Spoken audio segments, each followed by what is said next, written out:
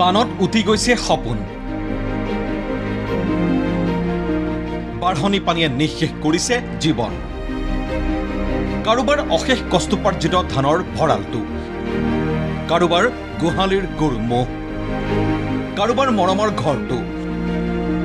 এফালৰ পৰা ধাহি মুহি নিছে আহাৰৰ বলিয়া বানৰ খুঁটে তাণ্ডৱ ৰূপ লৈ হুৰাহুৰে বাঢ়ি অহা বাঢ়নি পানীয়ে ঠিকনাহীন কৰি উটুৱাই নিছে চহা ৰাইজৰ জীৱন জীৱিকা হিচাপ অনুমান পৰিকল্পনাৰ বাহিৰত এই সময়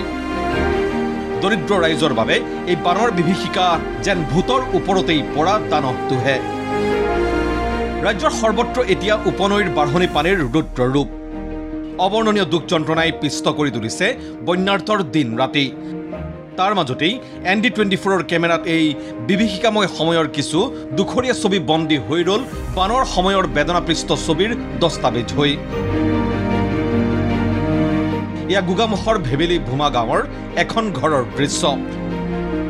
ঘৰখনৰ চোতালত এখন বিয়াৰ আশাৰে দিয়া হৈছিল এইখন ৰভা সপোন আছিল আনন্দৰে উলহ মালহেৰে পতা হ'ব ঘৰৰ ছোৱালীজনীৰ বিয়া পিছে বিয়াৰ সময়ত এয়া ৰভাৰ তলত আনকি ঘৰৰ ভিতৰতো একাঠু পৰ্যন্ত সোমালহি জিয়া ঢলৰ পানী তাৰ মাজতেই যেনে তেনে চলিল বিয়াৰ কাম কাজ ভকতৰ আশীৰ্বাদ আখাত চেঁচা পানী হৈ উঠা বানৰ মাজত কইনাৰ চকুতটো বিৰিঙিল চকু পানী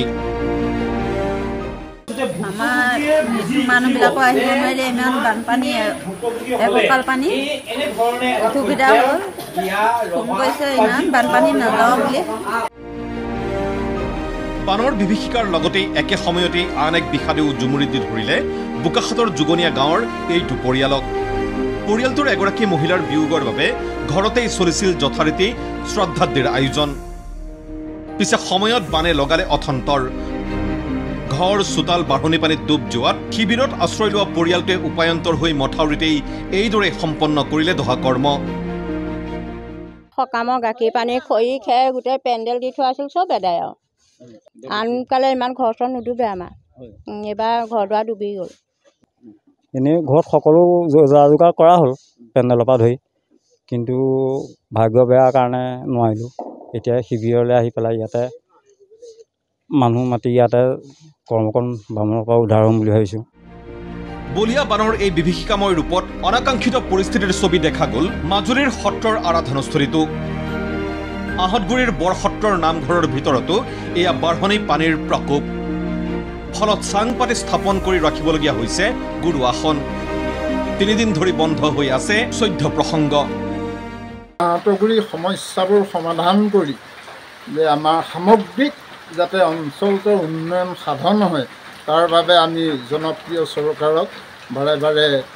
আমাৰ আহতগুৰি বৰসত্ৰৰ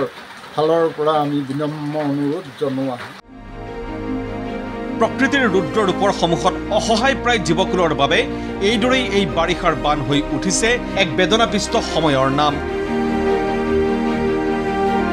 ব্যুৰ' ৰিপৰ্ট ND24